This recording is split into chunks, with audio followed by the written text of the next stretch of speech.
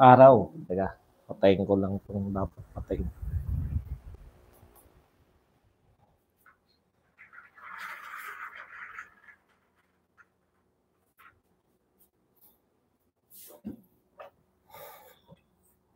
Magandang araw sa atin lahat mga boxing fans. Dito na naman tayo sa another episode ng ating Badaratilis Boxing. No? Pag-uusapan natin ngayon, ito po, ang tunay na dahilan ng pagbabalik boxing ni Manny Pacquiao. Yan po ang pag-uusapan natin.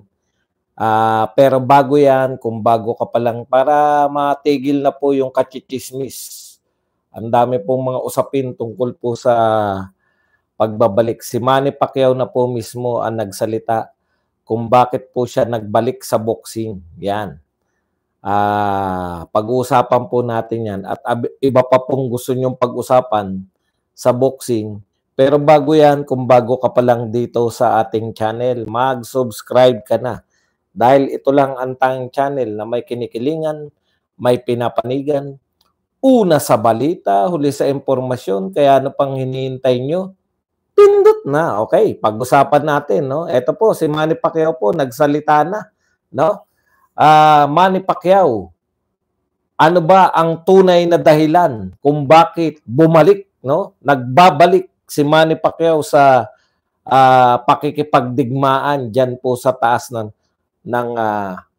ring. Laki ng mukha ko. Paano kaya to? Paano ko kaya mapapaliit ang mukha ko na to? Ayun, lumiit din sa wakas. Okay, pag-usapan natin, no? Dito po sa naganap na press conference ni Manny Pacquiao sa laban niya kay Mario Barrios. Yung pong si Mario Barrios ay champion, no? Champion po ng WBC. Yan. Welterweight champion. Okay, sabi po ni Manny Pacquiao, ito po ang tunay na dahilan para hindi na po tayo anong tawag dito, chumachamba o nag-iisip pa ng kung ano-ano na kesyo wala na raw pera si Pacquiao, kesyo dahil natalo raw sa eleksyon, naubos ang kayamanan kaya napilitang magboxing. Pero taliwas po sa mga gustong paniwalaan ng mga hater ni Manny Pacquiao. Ako po, pinagpapauna ko po, alam nyo naman na tayo po ay merong boxing, nagbabalik rin po tayo sa buot kasabay ni Manny Pacquiao. No? Ito po, o sa sports pala, pinagpapauna ko po na hindi po ako tagahanga ni Pacquiao nung sa kanyang political career. No? Duterte tayo. Pero pagdating po sa boxing, talagang hindi nyo na po maitatanggi na tayo po ay grabe po ang pagiging fanatic natin kay Manny Pacquiao. Sabi po ni Manny Pacquiao, I returned because I miss boxing. Yan po ang sinabi ni Manny Pacquiao sa isang interview, sa press conference pala.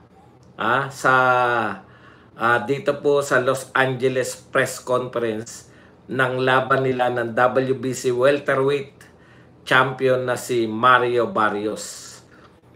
Okay, ano pa raw nami-miss ni Manny Pacquiao, especially the situation, being interviewed, press conferences, the training camp, everything like that. I miss that. Ayan, nami-miss din namin yung mga English mong ganyan na Manny Pacquiao. Yung mga sinasabi mong like that. So, ayon pa po kay Manny Pacquiao, still here kahit hindi ka na-active. Mamaya po yung mga shoutout natin. Sabi po ni Manny Pacquiao, maganda po ang kanyang pakiramdam ngayon dahil matapos po siya makipagbakbakan sa mahabang panahon. Kung sa tingin ba ay maibubuga pa. Ito po ang sagot ni Manny Pacquiao dyan, no? Bago natin suriin. I rested my body for 4 years.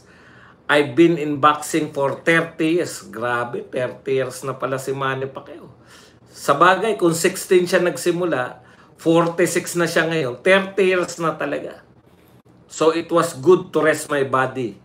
Now I'm back. I'm excited to give the fans a good fight. Yan. Yan po ang mga sinabi ni Manny Pacquiao dito po sa press conference.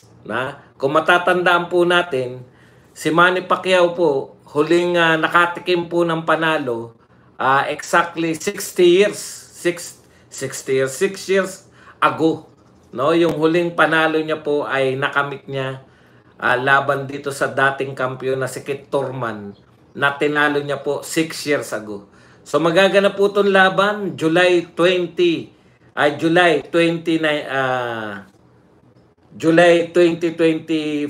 yan. Nung huli niya nakalaban si Thurman noong 2019 pa. Kaya exactly 6 years. Okay. Ayon pa kay Pacquiao, I know that Mario Barrios trains hard. He has to defend this belt and I am his challenger, said Pacquiao. Yan po, I have to go an extra mile myself in order to win this fight. Yan po. Bagamat marami pong naniniwala na may pag-asa pa si Pacquiao, pero yung odds po talaga ay talagang pabor na pabor po kay Mario Barrios. It means a lot to me in boxing career, breaking my own record. My goal is to leave a legacy for my boxing fans, a legacy that I can leave to the younger generations training to be champion. So, sa kasawiang palad po sa mga hater po ni Manny Pacquiao, hindi po siya nagbalik dahil ubos na ang kanyang salapi. Nagbalik po siya dahil namimiss niya po ang boxing. Yan po, no? So, maliwanag na po sa atin yan lahat. Ngayon, marami po nagtatanong, no? Marami po nagtatanong o nagtataka. Ang dami-dami na pong pera ni Manny Pacquiao, di ba? Lagi po yan eh. Marami ng pera. Bakit hindi na lang magpahinga? Alam niyo po, pag kayo po nasanay, di ba? Nasanay kayo na nagte-training, ano pa gagawin ni Pacquiao ngayon? Hindi siya nanalong senador. Maiinip lang. Maiinip po lang po yan, di ba? Yun po yung problema eh, yung sa mga atleta in general. Ang tingin natin, pag tungtong ng 40, wala na yan, matandang-matanda na. Pero sa tunay na buhay, bata pa po yung 40. Ako nga, 56 eh. Nagsisimula pa lang po ako ngayon na maging broadcaster. Sa mga hindi po nakakalam, meron na po tayong radio program, no? Sa DZAR, yung Birada Agila, no?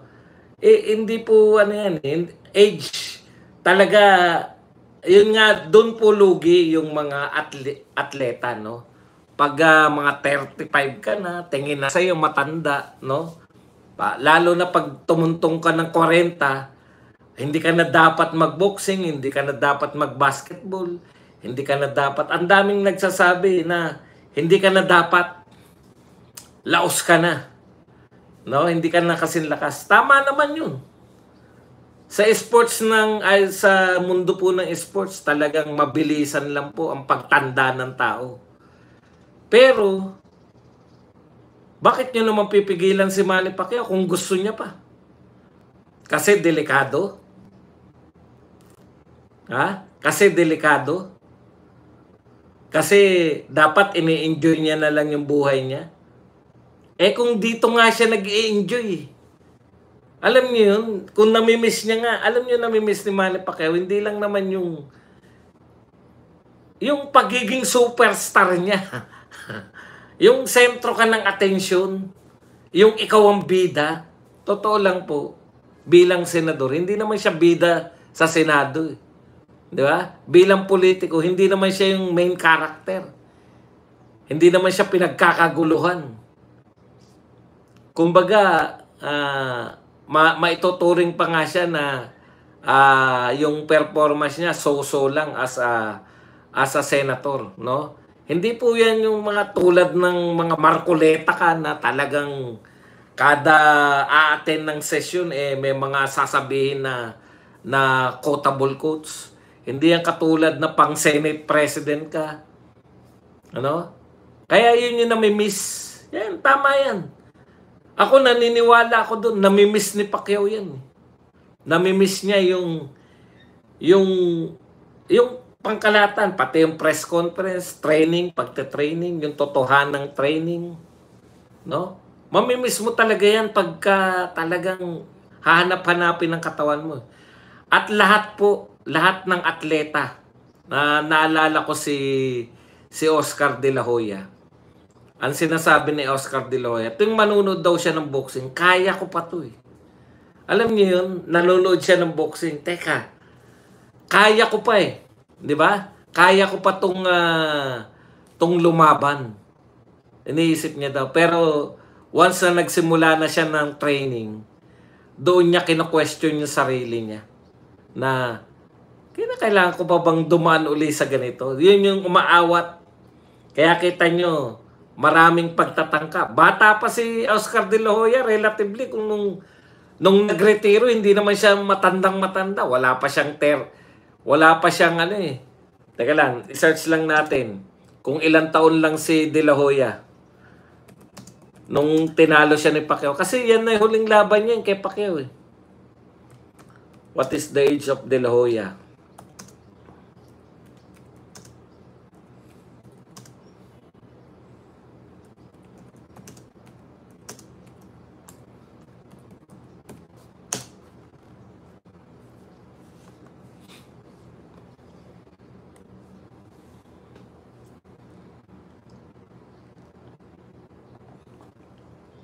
$35 years old lang. Imagine niyo 35 years old lang si Oscar De La Hoya. Kaya sa isang interview, sinasabi ni De La Hoya, pagkatapos kay Manny Pacquiao, dahil napahiya siya sa kanyang sarili, no?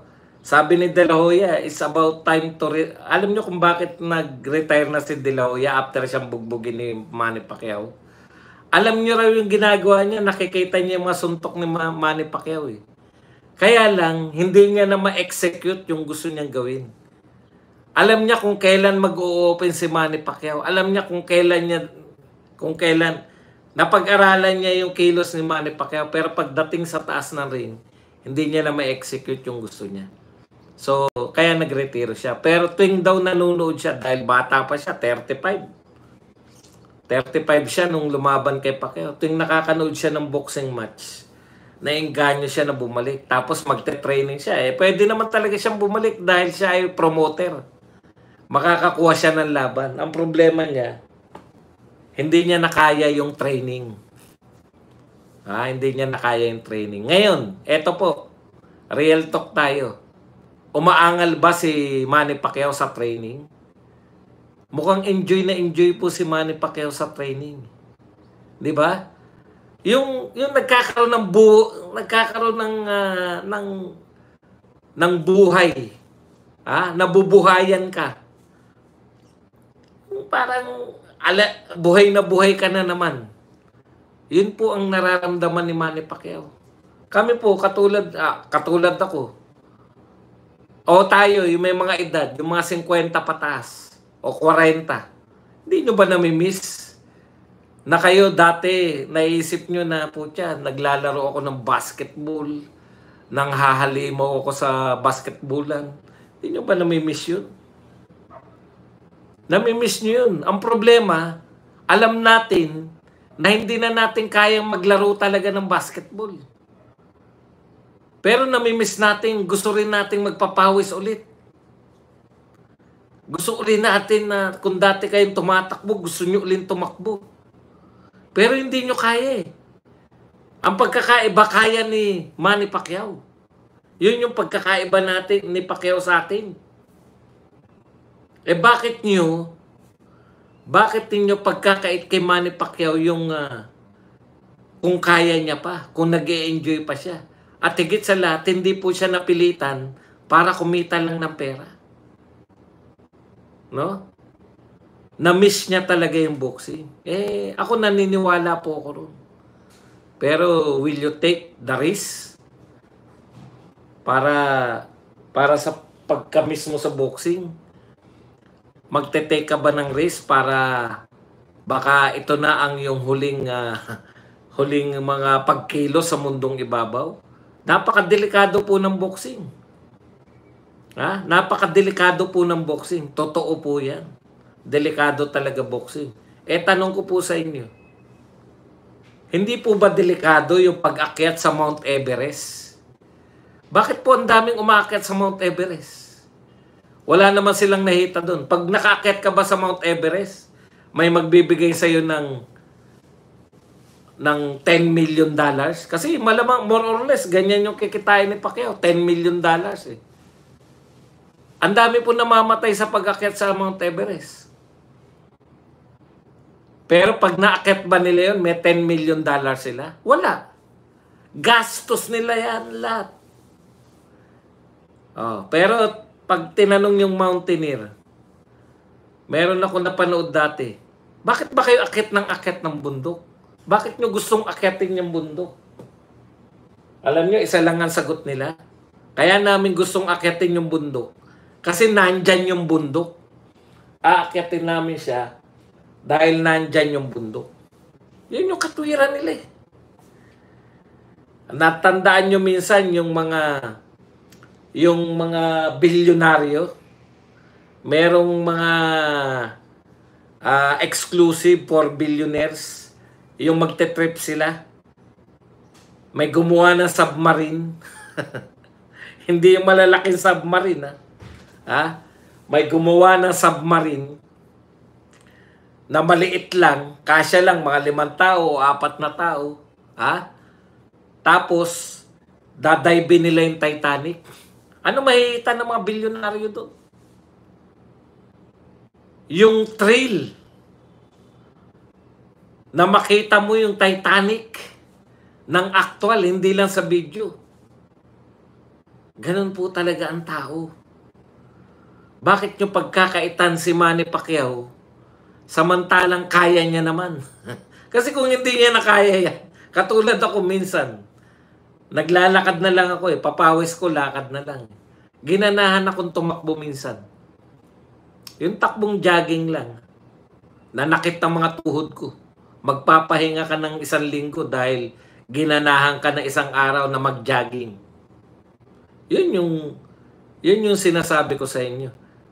Hindi mo pinakikinggan ako eh. Sabi ko, nag-jogging lang ako, 1 linggo kong pinahinga ang tuhod ko. Paglalaroin mo ako ng basketball, baka 1 buwan ako magpahinga. Pero si Manny Pacquiao hindi. Enjoy na enjoy siya. Nag-e-enjoy siya sa kanyang ginagawa. Ganun talaga eh. Ang mundo, ang buhay natin, hindi naman tayo mabubuhay ng immortal eh. Hindi naman tayo mga immortal eh. Di ba? Pigilan mo yung sarili mo. Ang dami na po namatay yung mga skydiving. Ano nakita ng mga skydiving? Wala naman pag nakalapag ba sila, mga nagpa-parachute, di ba? Yung mga tumatumbling sila, yung pag malapit na sila sa earth, tsaka nila bubuksan yung yung kanilang parachute. Kung hindi bumuka, tigok sila. Ang dami na po namatay na ganyan. May premyo ba sila pag nabuhay sila? Wala. Pero bakit nila ginagawa yun? Yun yung nagbibigay sa kanila ng kasiyahan. Tanong ko sa inyo, kayo, marami rito nanonood, mga lalaki. Mahal ninyo mga asawa ninyo. Baka nahirapan pa kayo manligaw sa mga asawa nyo. Di ba? Bakit naghahanap pa kayo ng ibang babae? Real talk po. Di ba? Pag napakahirap po papahuli ka, baka mahuli ka, tago ka ng tago. Hindi ko naranasan ng babae. Yun po yun. Ibig sabihin, iba-iba yung nagpapasaya sa atin. Ako, tignan nyo, ang tanda mo na Badong. Rookie pa ako ngayon. Pangalawang linggo ko pa lang po to ng pagiging radio broadcaster. Pero yun, yung thrill na aaralin mo na naman paano ka maging radio broadcaster. Manood nga pala kayo, DZAR 1026.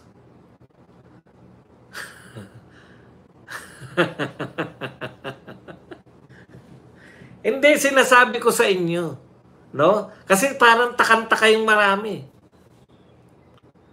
Meron po kami, Birada Agila, 2 to 3 p.m. Yan. Kita. Simple lang si Badong. 56 years old. Hindi. Politics to. Politics. Okay, mag-alala, mag-apply din ako ng sports doon. Yung pwede ka pang, marami ka pang pwedeng simulang gawin. Nagsisimula pa lang ako ng career ko sa pagiging broadcaster. Na-imagine niyo yun? Hindi ako hindi ako nag-aral ng journalism, hindi ako nag-aral ng broadcasting. Pero ngayon, radio talent. Radio host na ako. Imagine niyo. Pwede. Di ba? Iba-iba yung challenge natin eh. As long as hindi yan yung challenge na yung challenge na anong tawag doon? Na ikaw ay mag-a-addict. Ang tanda mo na, simula kang mag-addict.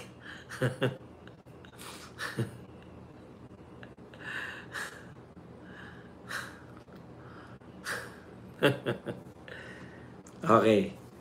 So, ako, tsaka na natin basta kaya matagal po ako Matagal po ako buhat nung bumalik ako ng boxing, matagal ko nasundan yung mga kasi naging busy tayo sa paghanda sa mga initial episode. Ngayon, nakaka2 linggo na kami. Okay na. Yung mga episodes na inahanda, mga balita. Masaya din. Kaya ganun talaga yung buhay. Huwag kayong mag-i-stagnant.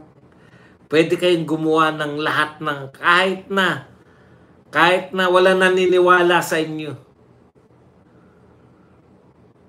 Kaya nyo yan. Hindi po ako sportscaster. Ano lang po ako? Newscaster. Newscaster tayo. Hindi, komentarista ako nagko-komento tayo sa mga balita. So, ganun din po si Manny Pacquiao. Ngayon, halimbawa po, kasi nakita po natin parang precautionary tale, di ba? Muhammad Ali, precautionary tale yung nangyari sa kanya. O, sa mga local natin, siguro naman kilala niyo pa si Zigores, di ba? Ano na nangyari ron sa hapon na napuruhan? Yan yung problema pag naghangad ng mananalo. Ako, nakita ko kay Zigores nung pinanonood ko yun, pwede na siyang awatin ng referee. Pwede na siya. Kaya lamang na lamang siya. Alam niyo yun? Home court, narito ka sa bansa mo. Tapos lamang ka, pero napuruhan siya. Uy, may nagpakape. Magandang gabi po, Boss Buds. Isa kang inspirasyon. Dead na Boss Buds yung job. Deads na. Kay Taduran ba? Si Taduran ba? Kita niyo yun? Kasi yung kay Zigores, nakita ko yun Lamang siya Tapos last round. Alam mo yun, nakatayo na lang si Zigores. Siyempre, gusto nang i-knock out ng kalaban, di ba? Pero nakasurvive siya Kasi hindi siya bumabagsak Kaya lang, bugbog na. Alam mo yun, yung hinahabol mo na manalo. Pero dahil, yun. Pero forever na natin siyang pinag-uusapan. Ang dami na naging world champion ng Pilipino na hindi na natin pinag-uusapan ngayon. yung panghinayang. Kay Muhammad Ali, ganun din eh. Ako sa tingin ko, yun yung nagpakulay sa buhay ni Muhammad Ali. Yun. Biruin nyo si Manny Pacquiao. Napakaswerte. Ako, tinitignan ko, si Manny Pacquiao,